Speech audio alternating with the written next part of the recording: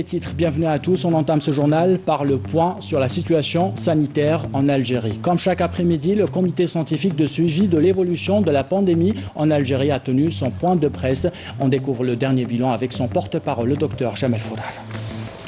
Aujourd'hui, le vendredi 26 juin, nous allons vous présenter comme tous les jours un point de situation de la Covid-19 en Algérie depuis le début de la pandémie à ce jour, sur la base des cas notifiés, c'est-à-dire déclarés, également des résultats des différents laboratoires régionaux qui font le diagnostic virologique du virus. Pour les principaux indicateurs, au cours des 24 dernières heures, nous avons enregistré 240 nouveaux cas, soit 43 cas de plus par rapport à hier, 146 patients guéris, 48 patients en soins intensifs et 7 décès. Avec la notification de 240 nouveaux cas, le total cumulé depuis le début de l'épidémie à ce jour est de 12 685, soit une incidence de 29 cas pour 100 000 habitants. Et nous voyons qu'il y a 32 wilayas qui sont en dessous de la moyenne nationale et seulement 16 wilayas qui sont au-dessus de la moyenne nationale, sachant que 10 wilayas n'ont pas notifié de cas au cours des 24 dernières heures, 25 wilayas ont notifié entre 1 et 5 cas et 13 wilayas ont notifié 6 cas et plus.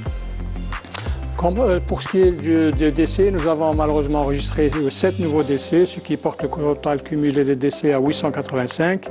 74% des patients décédés sont âgés de 60 ans et plus, et parmi les 7 décédés, 6 ont une comorbidité, c'est-à-dire un diabète ou une hypertension artérielle, ou les deux associés. Pour ce qui est des patients guéris et qui ont quitté les établissements hospitaliers, donc leur chiffre à ce jour est de 9066. Et parmi eux, 146 patients guéris ont quitté les établissements hospitaliers au cours des 24 dernières heures. Pour ce qui est des soins intensifs, nous avons actuellement 48 patients hospitalisés en soins intensifs.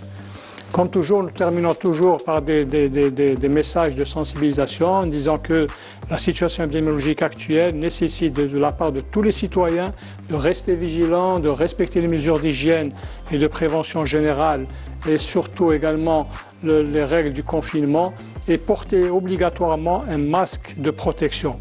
Donc ce sont là les principales mesures barrières qui peuvent nous permettre de réduire la transmission du virus et d'endiguer l'épidémie au niveau national. Merci de votre attention.